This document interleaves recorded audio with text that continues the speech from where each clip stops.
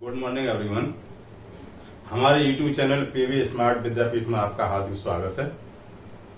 आज हम विद्यार्थियों के स्टूडेंट की मांग पर जीएसटी पर चर्चा करेंगे। यह जीएसटी का टॉपिक जो स्टूडेंट हाई स्कूल का एग्जाम देने जा रहे हैं उनके लिए बेनिफिशियल रहेगा। जो स्टूडेंट कॉम्पिटिशन देंगे उनके लिए बेनिफिशियल रहेगा, और जो लोग गुड्स को खरीदते और बेचते हैं किसी भी सामान को, उनके लिए भी जो काफी बेनिफिशियल रहेगा। उनको इसके बारे में पूरा पता चल जाएगा कि एक्चुअल में जीएसटी है क्या, जीएसटी कब फॉर्म में आया, जीएसटी से पहले कौन कौन से टैक्स लागू थे, वो भी मैं पूरी तरह से समझाऊंगा। तो अब हम जो है शुरू करते हैं। आप ध्यान से देखो। हाँ, वीडियो के सपोर्ट के लिए प्लीज चैनल को लाइक और सब्सक्राइब करें। तो ठीक है, अब हम स्टार्ट करते हैं। हमारे टॉपिक है GST, goods and service tax. देखो, किसी भी देश में, हम अपने देश की बात करते हैं। हमारे देश में दो प्रकार के टैक्स हैं, टू टाइप टैक्स हैं। Number 1 direct tax, number 2 indirect tax. मैंने इसके जो है इसको डिवाइड कर दिया है मैंने, डायरेक्ट टैक्स, इनडायरेक्ट टैक्स। अब आपके माइंड में आएगा कि डायरेक्ट टैक्स कौन कौन से होते हैं, तो मैंने आपको याद रखने के लिए, जिससे कि आप आसानी से उसको याद कर लें, मैंने शॉर्ट में लिख दिया है bpro.com.in। इससे जो है आपको आसानी से डायरेक्ट टैक्स के बारे में याद आएगी। अच्छा, हमने अभी कहा था कि जो कॉम्पिटेटिव जो स्टूडेंट कॉम्पिटिशन देने जा रहे हैं, तो कॉम्पिटिशन में इस टाइप के बहुत सारे क्वेश्चन आते हैं। क्या बताइए, वेल्थ टैक्स कौन सा टैक्स है, डायरेक्ट टैक्स है या इनडायरेक्ट टैक्स है? तो उस समय वहां आप जो कंफ्यूज कर जाते हो और बहुत देर तक सोचते रहते हैं ये डायरेक्ट टैक्स है, इनडायरेक्ट टैक्स है, किस पे हम टिक करें, या कोई भी टैक्स नहीं है। तो इसलिए ये आपके लिए काफी बेनिफिशियल रहेगा। हाई स्कूल के स्टूडेंट को इसलिए बेनिफिशियल रहेगा क्योंकि बोर्ड में 7 या 8 नंबर का क्वेश्चन जरूर आते हैं।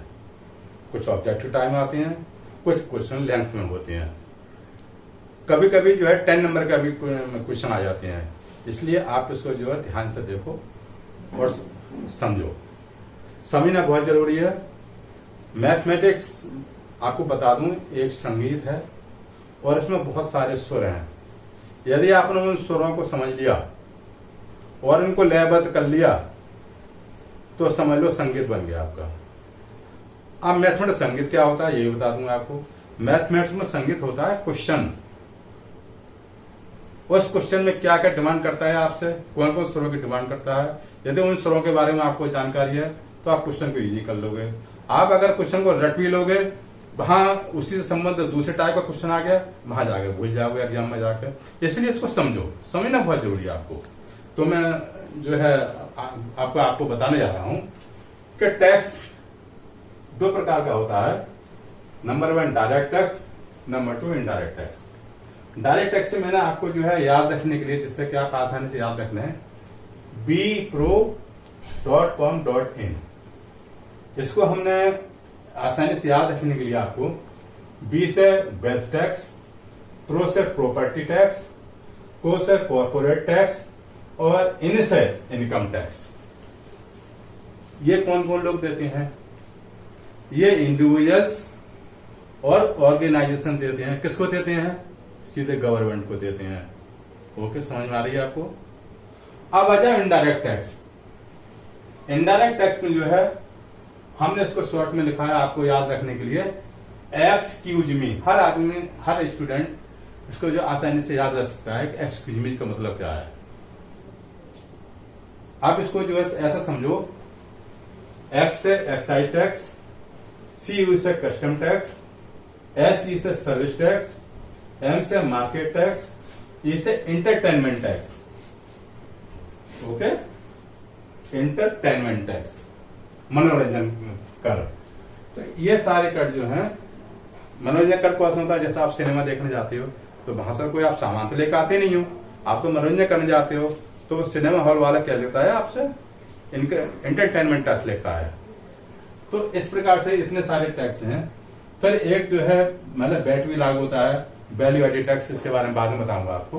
तो ये सारे टैक्स जो है मतलब इनडायरेक्ट टैक्स हैं। अब इसमें होता क्या था, हर स्टेट में टैक्स अलग अलग प्रकार के थे, कहीं ज्यादा थे कहीं कम थे, बहुत परेशानी हो रही थी। कहीं कोई भी ऑब्जेक्ट या वस्तु कुछ भी समझ लीजिए, कोई भी सामान समझ लीजिए, किसी स्टेट में महंगा था तो किसी स्टेट में सस्ता था। जहां जैसे स्टेट में सस्ता था वहां बहुत अच्छी सेल हो रही थी, जैसे स्टेट में महंगा था वहां सेल हो ही नहीं पा रही थी। तो इससे जो सेंट्रल गवर्नमेंट भी परेशान थी, तो सेंट्रल गवर्नमेंट उस सब टैक्स खत्म करके उन्होंने सोचा कि भाई एक जो है हम वन नेशन वन टैक्स के तहत सेंट्रल गवर्नमेंट ने एक स्कीम लेकर आई जिसका नाम रखा GST, जो कि 1 जुलाई 2017 से एप्लीकेबल हुआ। अब आप समझ गए GST क्या है। GST के फुल फॉर्म में गुड्स एंड सर्विस टैक्स। अब इसको भी इन्होंने जो है कई टाइप में रखा, वो टाइप कौन कौन से वो आपको बताने जा रहा हूं। आपको देखिए, आफ्टर 1 जुलाई 2017 आप जो है नोट करते रहें वरना भूल जाएंगे सब। GST goods and service tax ये टाइप है। कितने टाइप है इसके? Number 1 CGST, number 2 SGST, number 3 UGST और नंबर 4 IGST। CGST से होता है central goods and service tax, SG से होता है state goods and service tax, UGST से होता है क्या कहते हैं union territory goods and service tax, IGST होता है integrated goods and service tax. Okay, अब मैं या तो आप इसका स्क्रीनशॉट ले लो, नोट आपने कर लिया होगा। अब मैं इससे आगे को समझाने के लिए इसको डिलीट कर रहा हूं मैं।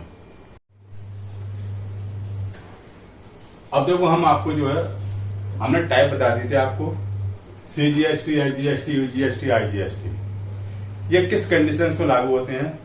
अब उस कंडीशंस के बारे में आपको बताना जा रहा हूं। इसमें स्टूडेंट बहुत कंफ्यूज करते हैं, इसलिए आप इसको अच्छी करके याद कर लें। क्या इंट्रा स्टेट क्या है? Supply with in same state. यदि कोई सामान आदमी सेम स्टेट मतलब एक ही राज्य में एक जिले से या एक स्थान से दूसरे स्थान पर लेकर जाता है, तो इसमें कौन कौन सी मतलब लागू होती है टाइप। और दूसरा है इंटर स्टेट, जब सामान एक स्टेट से दूसरे स्टेट में जाता है तब GST का कौन कौन सा टाइप लागू होता है। तो इसी के बारे में अब आपको समझाने जा रहा हूं। जब इंट्रा स्टेट ट्रांजेक्शन होता है तब सेम स्टेट में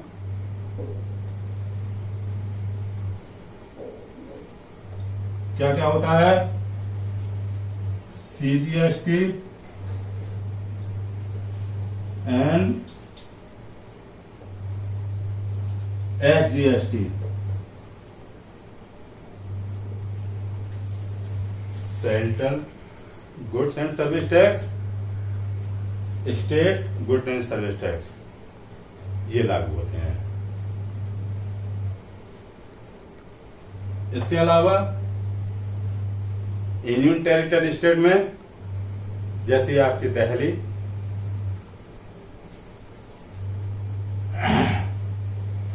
दिल्ली में जो है, अगर दिल्ली में कोई आदमी जो है न्यू दिल्ली से और नॉर्थ दिल्ली में कोई आदमी सामान लेता और खरीदता है, लेता और मतलब बेचता है, तब उसमें जो है CGST और UGST एप्लीकेबल होती है।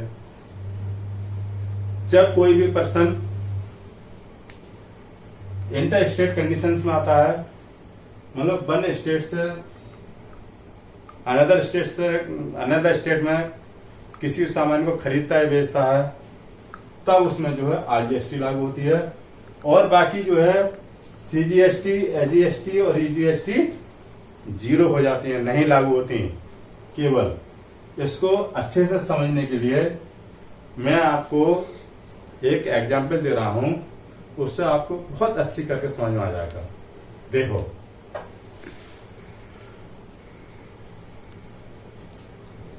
मुरादाबाद का कोई पर्सन लखनऊ से सामान लेकर आया, कोई भी ऑब्जेक्ट मतलब कोई भी सामान लेकर आया, और उसकी कॉस्ट उसकी थी, मार्क प्राइस थी 40,000। देखिए ध्यान दो, यह लखनऊ टू मुरादाबाद मतलब सेम स्टेट में है। कौन सा स्टेट है? यूपी है। ओके, इसमें कौन सी कंडीशन लागू होती है? इसमें इंटर स्टेट कंडीशन लागू होती है। जब इंटर स्टेट कंडीशन होती है तब क्या होता है? सीजीएसटी एंड एचजीएसटी लागू होती है। ओके, और बाकी सब जो है जीरो रहती है, यूजीएसटी आईजीएसटी जीरो रहेंगे।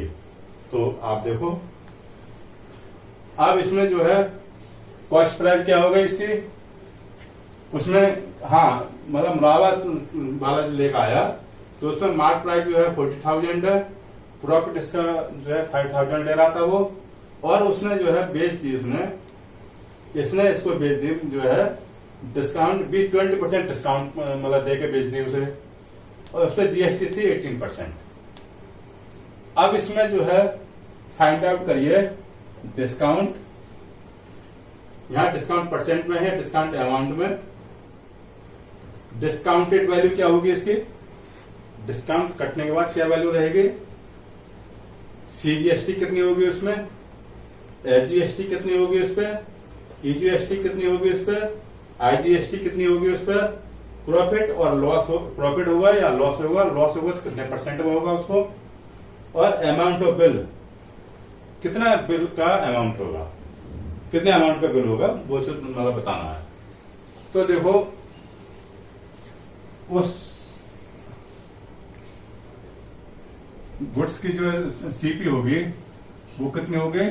45,000 प्लस 5,000, सॉरी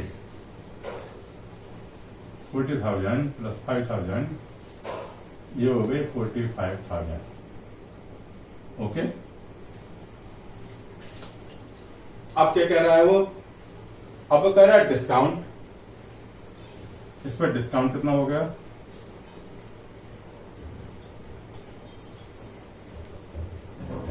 मतलब सीपी का 20% कर दें हम,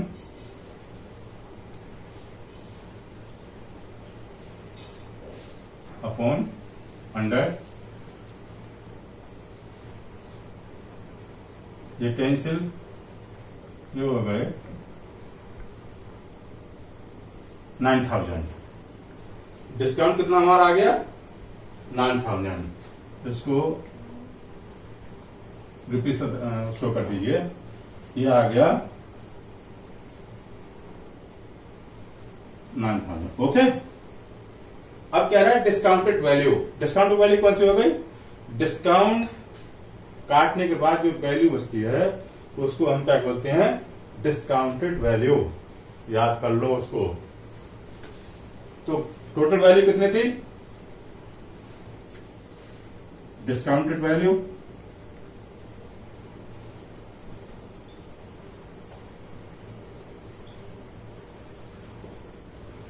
45,000 माइनस के 9,000,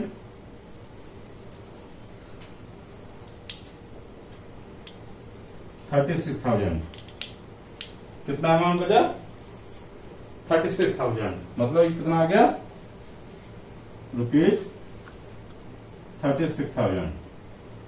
ओके,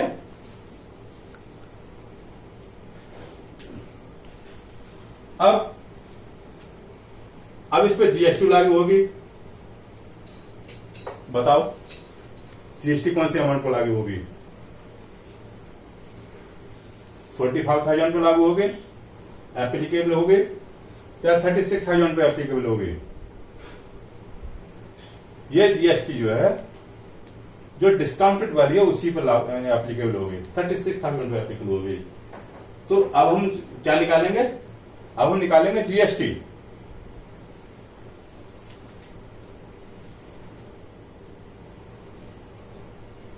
जीएसटी 36,000 मल्टीप्लाई कितने परसेंट है, 18%, 18/100। इससे ये कैंसिल कर दिए, मल्टीप्लाई कर लीजिए, 0, 18 6 जा 108, कैरी 10, 18 3 जा 54, 54 प्लस 10 64। ओके, तो जीएसटी कितने आ गए हमारे, 6,480। अब आपको ये पता है कि सीजीएसटी और एजीएसटी इक्वल होती हैं। जब सेम स्टेट ट्रांजैक्शन होता है तो सीजीएसटी यूजीएसटी इक्वल होती हैं। मतलब सीजीएसटी कितने हो गए, जब जीएसटी 18% है तो सीजीएसटी कितने हो गए, 9% हो गए। ये कितने हो गए, ये भी 9% हो गए। तो इसका हाफ कर दीजिए, कितने आ गए,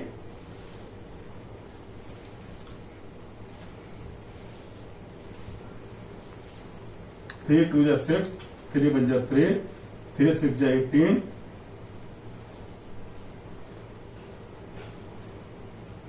सॉरी 3240, सॉरी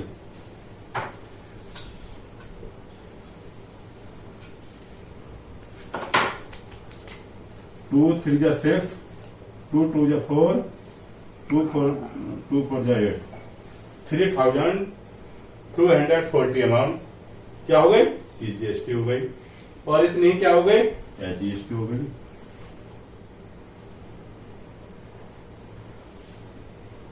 ओके, यहां क्या हो गई, यूजीएसटी, क्या कोई यूनियन टेरिटरी नहीं है स्टेट ये, इसलिए यहां जो है ये 0 हो गई।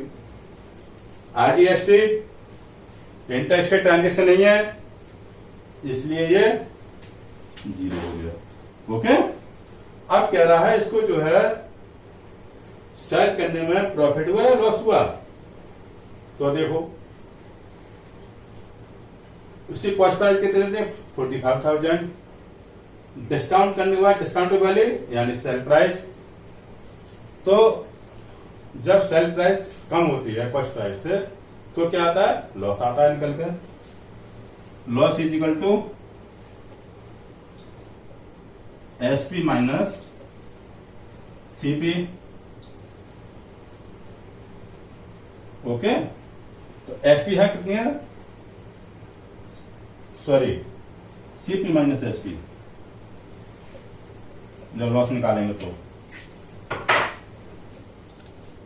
सीपी माइनस एसपी 45,000 माइनस के 36,000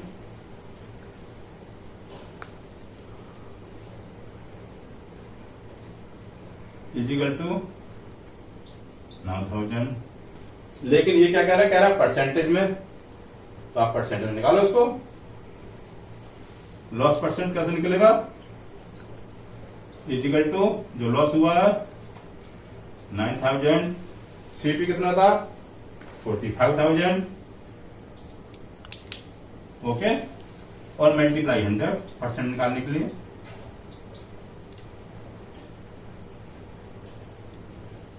ये कैंसिल कर दीजिए, इससे 30, 9 से इसको डिवाइड कर दीजिए, 5 आ गए, और 5 से इसको कर दीजिए, क्या आ गया 20%। मतलब उसे लॉस हो गया 20%। ओके, और अमाउंट ऑफ बिल कितना हो जाएगा, देखो डिस्काउंट वैल्यू कितनी है 36,000, जीएसटी कितनी लागू हो गई इस पर 6,480, दो ने को ऐड कर दो, कितनी आ जाएगी बोलो? 42,480। ये हमने आपको इंट्रा स्टेट का एग्जाम्पल देकर समझा दिया है। तो देखो, अब आप जो है इंटर स्टेट ट्रांजेक्शन के बारे में समझ गए होंगे। इसके अंतर्गत एक कैटेगरी और आती है यूनियन टेरिटरी स्टेट। वो कौन कौन से हैं वो मैं आपको अगली वीडियो में बताऊंगा। इसके अलावा इंटर स्टेट ट्रांजेक्शन भी बताऊंगा उसी वीडियो में। अगर इसी में बताता हूं तो वीडियो बहुत लंबा हो जाएगा, जिसमें आप कंफ्यूज कर जाएंगे, अब भूल जाएंगे। आप तब तक इसको जो है मतलब रिवाइज करते रहें। इसमें भी अगर कोई आपको प्रॉब्लम आती है तो प्लीज मुझे कमेंट जरूर करें, जिससे कि उन कमियों को मैं दूर करूं। तो अब मैं इस वीडियो को यहीं समाप्त करना चाह रहा हूं एक शेर के साथ। खुद ही को कर बुलंद इतना, हर तकदीर से पहले खुदा बंदे से खुद पूछे, पता तेरी रजा क्या है। इसी के साथ वीडियो को समाप्त करते हुए जय हिंद, जय भारत।